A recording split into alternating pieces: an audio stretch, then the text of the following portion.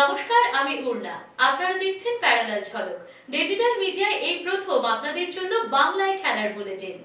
ISL এর সব খবর তো রয়েছে, সেই সঙ্গে ফুটবলের যাবতীয় খবর নিয়ে দেখতে থাকুন খেল সকার। আইএসএলে দুরন্ত ছন্দে Mohun Bagan super giant. Back to back league seat জয়ের দোরগোড়ায় দাঁড়িয়ে রয়েছে সবুজ মেরুন ব্রিগেড। কর্মকর্তা থেকে ফুটবলার, কোচ থেকে সমর্থক, সেলিব্রেশন এখন শুধু সময়ের অপেক্ষা। এই সুযোগে আসুন এক নজরে দেখে নেওয়া যাক আইএসএল সিট জয় থেকে কতটা দূরে রয়েছে গতবারের চ্যাম্পিয়নরা। 20 ম্যাচ খেলে মোহনবাগানের পয়েন্ট 46, বাকি আছে এখনও 4টি ম্যাচ। তার মধ্যে 2টি ম্যাচ জিততেই হবে মোহনবাগানকে। আগামীকাল মুম্বাইয়ের মুখোমুখি হবে লিগ টেবিলের 2 নম্বরে থাকা গোয়া। 19 ম্যাচে গোয়ার পয়েন্ট 36। সেক্ষেত্রে গোয়া যদি ওই ম্যাচ হেরে যায় তাহলে মোহনবাগানের 1 ম্যাচ ড্র এবং 1টি ম্যাচ জিতলেই চলবে। পয়েন্ট টেবিলে মোহনবাগানের ঘাড়ে নিঃশ্বাস ফেলছে এফসি গোয়া। সবুজ মেরুন কেরালার বিরুদ্ধে খেলতে নামার আগে গোয়া মুখোমুখি হবে মুম্বাই সিটি এফসির, যে ম্যাচের দিকে নজর থাকবে মোহনবাগান সমর্থকদের। এদিন তারা মুম্বাই সিটি এফসিকেই যে সমর্থন করবে তা বলার অপেক্ষা রাখে না। অ্যাওয়ে ম্যাচ, তাই একটু সতর্ক এফসি গোয়া। উল্টো দিকে এই ম্যাচ ঘিরে আঁতাতের আশঙ্কা করছে অনেকে, কিন্তু গোয়ার কোচ বলছেন মাঠে নেমে জয় ছিনিয়ে আনতে মরিয়া তার দল। হাই ভোল্টেজ ম্যাচ নিয়ে কি বলছেন coach Manolo Marquez? Very difficult.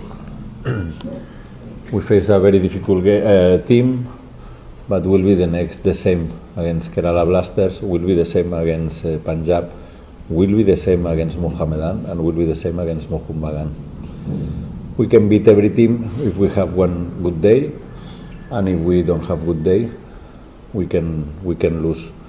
But this is all the competition is. Now it's coming 4 or 5 games left to shield, We wait for the bad results of Mohunbagan, Kerala ম্যাচের আগে Mohun Bagan coach Jose Molina চিন্তা বাড়াচ্ছেন সাহাল আসিস রাইডা। মঙ্গলবার অনুশীলনেও side লাইনেই দেখা গেল তাদের। তাছাড়া পরের ম্যাচে কাট সমস্যায় নেই গ্রেগ স্টুয়ার্ট, তাই সাহালকে নিয়ে অতিরিক্ত ঝুঁকি মলিনা নেবেন কিনা তা দেখার। তবে স্বস্তির বিষয় কেরালা ম্যাচে ফিরছেন টম অলড্রেট এবং আপুইয়া। সেক্ষেত্রে যদি আশিস রাই খেলতে না পারেন, দীপেন্দু বিশ্বাসকে আবারও দেখা যেতে পারে তার জায়গায়। যদিও মঙ্গলবার হালকা অনুশীলন সারল সবুজ মেরুন ব্রিগেড। সাইড লাইনে ফিজিক্যাল ট্রেনারদের সঙ্গে সময় কাটালেন সাহাল আসিস এবং অনিরুদ্ধ থাপা। মোহনবাগানে পরের মৌসুমে আসতে চলেছে আরও এক নতুন তারকা। শোনা যাচ্ছে ইতিমধ্যেই তার সঙ্গে চুক্তিও করে ফেলেছে সবুজ মেরুন। তবে এখনই সেই তারকা ফুটবলারের নাম প্রকাশ করতে চাইছেন না মোহনবাগান কর্তারা। শোনা যাচ্ছে পরের মৌসুমে এই তারকাই নাকি বড় চমক হতে যাচ্ছে সবুজ মেরুনের। কিন্তু লিগ সিট জয়ের দোরগোড়ায় দাঁড়িয়ে এখনই সেই নিয়ে মুখ খুলতে নারাজ বাগান কর্তারা। মোহনবাগানের নির্বাচন কবে হবে? বর্তমান কমিটির মেয়াদ 28শে মার্চ পর্যন্ত। কিছুদিন আগে বার্ষিক সাধারণ সভায় এই প্রশ্ন নিয়েই তুলকালাম দেখা যায় ক্লাব তাঁবুতে। পরে জানানো হয়েছিল যে এক্সিকিউটিভ কমিটির মিটিংয়ে ঠিক হবে সবটা। এবার এক্সিকিউটিভ কমিটির মিটিংয়ের নোটিশ জারি করল মোহনবাগান। 15ই ফেব্রুয়ারি ক্লাব তাঁবুতে 17তম এক্সিকিউটিভ কমিটির মিটিং হতে চলেছে। দুপুর 3:30 থেকে মিটিং। 18ই জানুয়ারি আয়োজিত বার্ষিক সাধারণ সভায় উঠে আসা বিষয়গুলো নিয়ে এখানেই আলোচনার কথা জানানো হয়েছে। অপ্রতিরোধ মোহনবাগান। বয়সভিত্তিক টুর্নামেন্ট হোক বা আইএসএল, সব জায়গায় ডার্বির রং সবুজ মেরুন। এবার অনূর্ধ্ব 15 জুনিয়র লিগে মোহামেডান স্পোর্টিংকে 5-0 গোলে হারালো মোহনবাগান। একাই 4 গোল করলেন রাজদীপ পাল, আর একটি গোল করেন ঐশিক রায়চৌধুরী। আমার কথা হচ্ছে ফুটবলের উন্নতি তখনই হবে যখন ছোট টিমের প্লেয়ারদের বড় টিমগুলো গুরুত্ব না দেবে। আমরা তো ছোট টিম থেকে এসেছি মোহনবাগানে। আমায় দেখতে হবে ছোট টিমে কে ভালো খেলছে, তাকে নিয়ে আসবো। তার জন্য ধীরেন্দা চুনিদাকে রেখেছিল, ওখানে পরিমল দিয়েছিল। এরকম করে প্লেয়ারদের চয়েস, এই ছেলেটা ভালো, তাকে নিয়ে পরের বছর চলে আসলো। এখন কোথায়? এখন নেই সব কিছু। এখন কিছু নেই। যে কোথাও কাজ করে, কোথাও ব্যবসা করে, কোথাও নোংরামি করে, এই তারা ঠিক করবে এই প্লেয়ারটাকে নিয়ে আসো আজকে। তারা টেকনিক্যাল ব্যাপারটা বুঝবে না, গতির ব্যাপারটা বুঝবে না, লাভ কি? কিন্তু মোহনবাগানের সাফল্য তো এখন গগনচুম্বী। সিনিয়র থেকে ইউথ সাফল্য আসছে সব জায়গায়। একটা সময় ডগলাস মোহনবাগান সেল একাডেমির দায়িত্বে ছিলেন। তিনি যে বলছেন গ্রাসরুট ডেভেলপমেন্টে নাকি সেভাবে নজরই দিচ্ছে না সবুজ maroon. Those clubs who has big budget, they should hire some foreign coaches.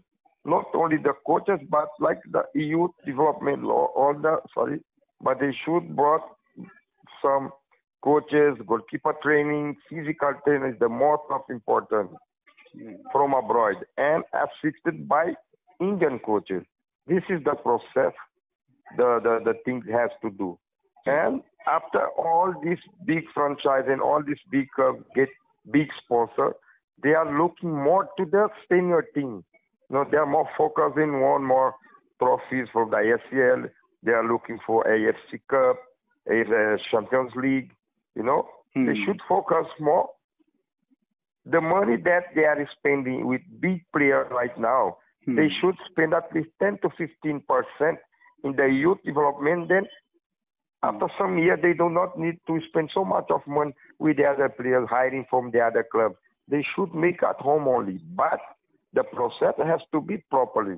এদিকে আবার মোহনবাগানের ইউথ ডেভেলপমেন্ট নিয়ে খুশি জেলা থেকে ফুটবলার তুলে আনার কারিগর নবাব ভট্টাচার্য। কিন্তু একটা নির্দিষ্ট পলিসিতে চলছে এবং সেই পলিসিতে যত দিন যাচ্ছে সেখানে প্লেয়ার বাড়াচ্ছে, রিজার্ভ টিম ভালো করছে।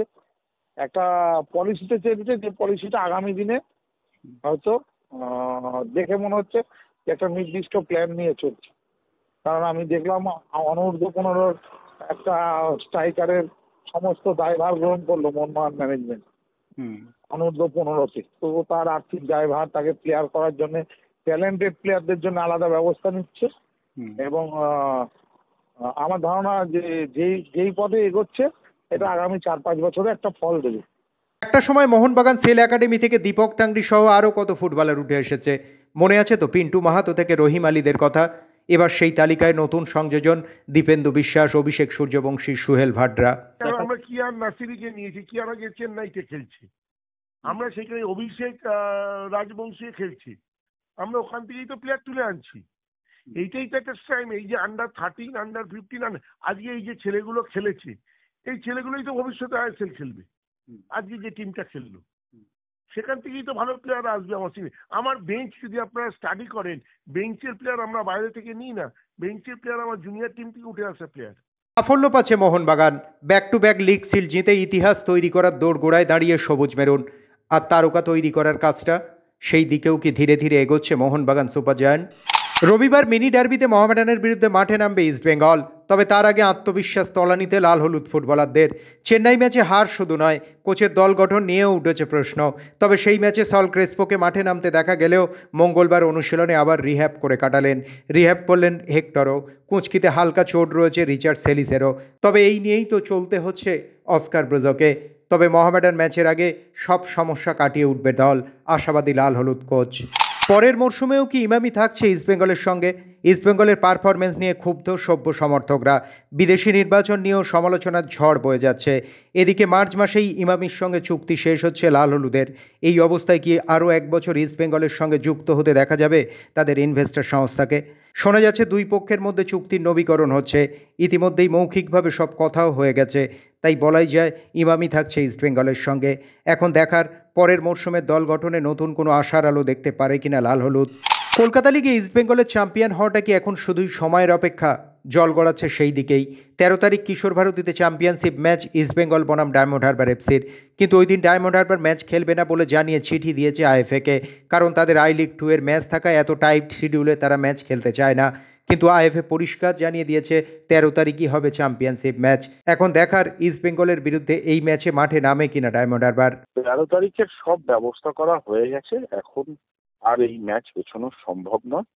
প্রেসিডেন্ট যখন ডেট করেছিলেন তখন সব দিক দেখেই ডেট করেছিলেন এবং ডায়মন্ড হারবারেরও চ্যাম্পিয়নশিপ স্টেক। এই ম্যাচটা জিতলে ডায়মন্ড হারবার ক্যালকাটা লিগের চ্যাম্পিয়ন হবে। তো সেই জায়গায় আমি নিশ্চয়ই আশা রাখবো যে ডায়মন্ড হারবার খেলবে, ওয়াকওভার হবে। সোমবার থেকে শুরু হলো মাধ্যমিক পরীক্ষা, তবে এর মধ্যে ইউথ লিগ খেলতে হবে এমনই সূচি ফেডারেশনের, যাতে রীতিমতো বিরক্ত ইউনাইটেড কর্তা নবাব ভট্টাচার্য। তার ইউথ টিমের 6 জনের মাধ্যমিক পরীক্ষা, আর সূচিতে তাদের খেলা রয়েছে 12 তারিখ। যেহেতু সেই দিন পরীক্ষা নেই, তবে শুধু ইউনাইটেড নয়, একই সমস্যায় পড়েছে বর্ধমান কালনার football team SKM sports foundation. তবে ইস্টবেঙ্গল মোহনবাগানের এখন খেলা নেই, তাই দুই দলই তাদের ফুটবলারদের পরীক্ষার জন্য ছেড়ে দিয়েছে। তবে কে গ্রুপের খেলা এখনও চলছে। সচরাচর বোর্ডের পরীক্ষা চলাকালীন বড় টুর্নামেন্টের ম্যাচ দেওয়া হয় না।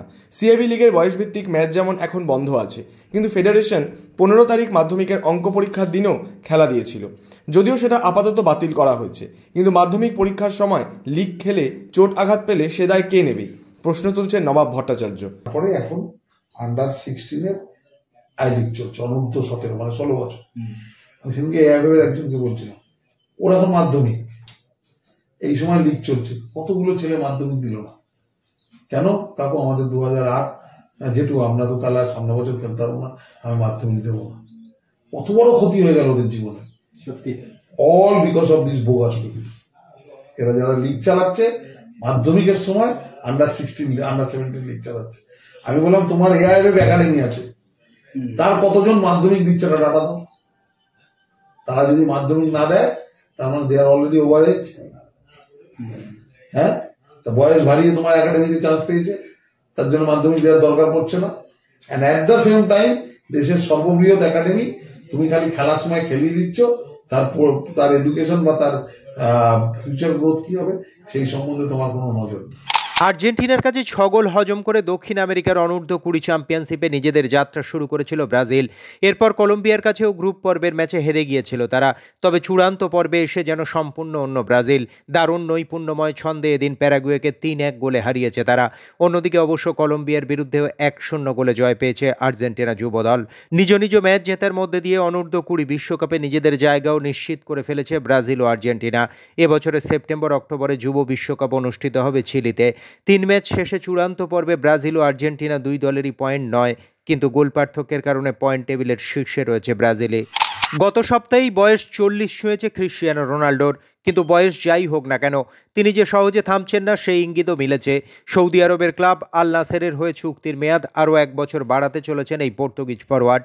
রোনাল্ডোর বর্তমান চুক্তির মেয়াদ রয়েছে আগামী জুন মাস পর্যন্ত, তা বাড়িয়ে 2026 সালের জুন মাস করা হবে বলেই খবর।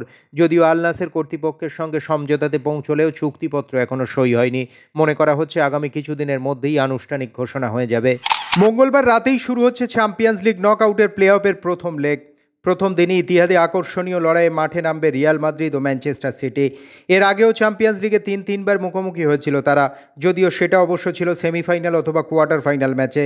কিন্তু এবারের লড়াইটা সম্পূর্ণই আলাদা। তাই এই লড়াইকে এল ক্লাসিকোর সঙ্গে তুলনা করছেন রিয়াল কোচ কার্লো আনচেলত্তি। পাশাপাশি তিনি এও মনে করেন এই ম্যাচে যারাই জয়ী হবে তারা শিরোপা জয়ের দৌড়ে এগিয়ে থাকবে। ভারতীয় ও আন্তর্জাতিক ক্রিকেটের যাবতীয় খবর নিয়ে আমাদের বিশেষ সেগমেন্ট লে ছক্কা।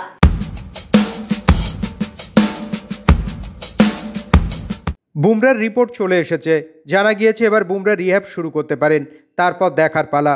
তিনি ফিট হওয়ার জায়গায় থাকলে চ্যাম্পিয়ন্স ট্রফিতে খেলতে দেখা যেতে পারে ভারতের এই পেসারকে। তার আগে অবশ্য কিছু নিয়ম মানতে হবে। তার জন্য আইসিসির কাছে 1 সপ্তাহ সময় চাইতে পারে ভারতীয় ক্রিকেট বোর্ড। জাতীয় দলের নজরে রয়েছেন শার্দুল ঠাকুর। ইডেনে রঞ্জি ট্রফির কোয়ার্টার ফাইনালে 6 উইকেট নিয়ে এমনই দাবি করলেন তিনি। মনে করা হচ্ছে ইংল্যান্ড সফরেই সুযোগ পেতে পারেন লর্ড শার্দুল। 2022 সালের বিজিটিতে তাঁর এবং ওয়াশিংটন সুন্দরের পার্টনারশিপে ম্যাচে ফিরেছিল টিম ইন্ডিয়া। শেষবার ইংল্যান্ড সফরে গিয়ে ইংলিশ বোলারদের কালঘাম ছুটিয়ে দিয়েছিলেন ভারতের এই অলরাউন্ডার। তবে এখন ভবিষ্যৎ নিয়ে খুব বেশি না ভেবে রঞ্জি ট্রফিতেই মনোযোগ দিতে চান শার্দুল ঠাকুর। ভারত পাকিস্তান ম্যাচের আম্পায়ারদের নাম জানিয়ে দিল আইসিসি। 23শে ফেব্রুয়ারি দুবাইয়ে মুখোমুখি হবে ভারত পাকিস্তান। গ্রুপ পর্বের এই ম্যাচে মাঠের দায়িত্বে থাকবেন 2 অভিজ্ঞ আম্পায়ার পল রাইফেল এবং Richard Illingworth, TV umpire Michael Gough, চতুর্থ আম্পায়ার আদ্রিয়ান হোলস্টক এবং match referee David Boon. Cyber প্রতারকের খপ্পরে ভারতের প্রাক্তন ক্রিকেটার সঞ্জয় মাঞ্জারেকার। তবে ভাগ্য ভালো থাকায় খোয়া যায়নি টাকা পয়সা। গোটা ঘটনাটি তিনি জানিয়েছেন নিজের সোশ্যাল সাইটে। তিনি বিষয়টি বুঝতে পেরেই সতর্ক হয়ে যান। তাকে বিপাকে ফেলার চেষ্টা করা হয় হোয়াটসঅ্যাপের মাধ্যমে। অনেক সময়ই দেখা যাচ্ছে হোয়াটসঅ্যাপে চেনা নম্বর থেকে মেসেজ করে আর্থিক সাহায্য চাওয়া হচ্ছে। মাঞ্জারেকারের ক্ষেত্রেও ঘটনাটি তেমনই ঘটেছে। হকি থেকে দাবা, টেনিস থেকে সাঁতার, ফুটবল ক্রিকেট ছাড়াও অন্যান্য সব খেলার খবর নিয়ে আমাদের বিশেষ সেগমেন্ট উইং প্লে।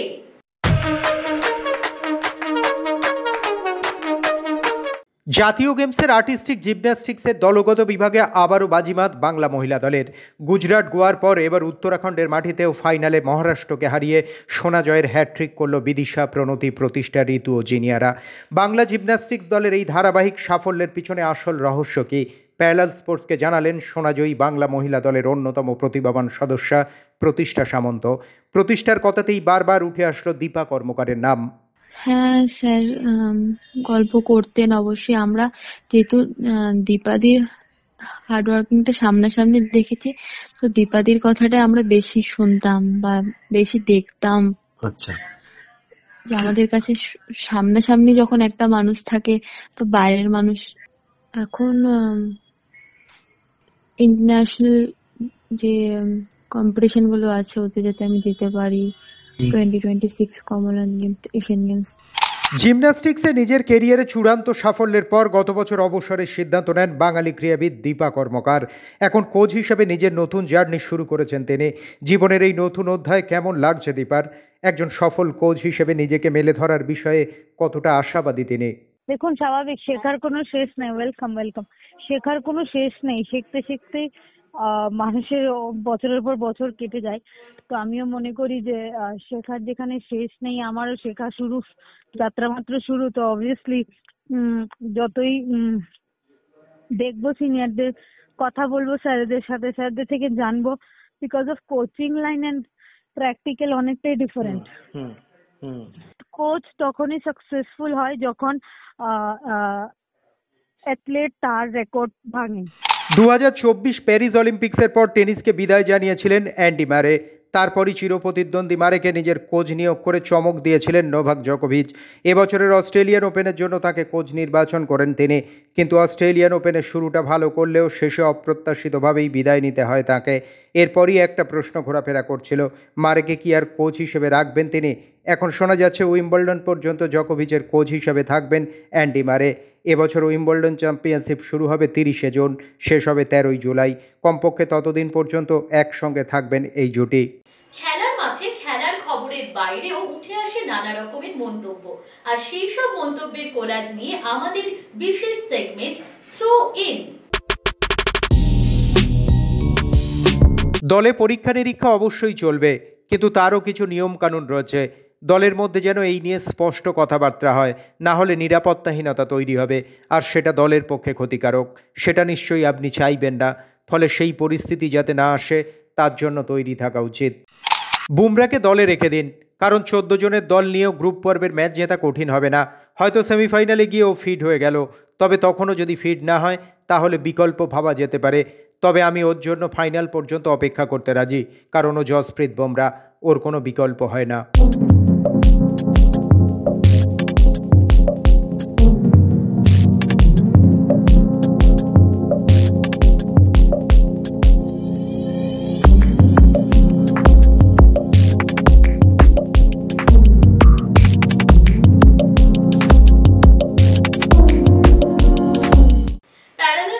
আজ এ পর্যন্তই। আপনাদের জন্য প্যারালাল ঝলক প্রতিদিন রাত 10টায়।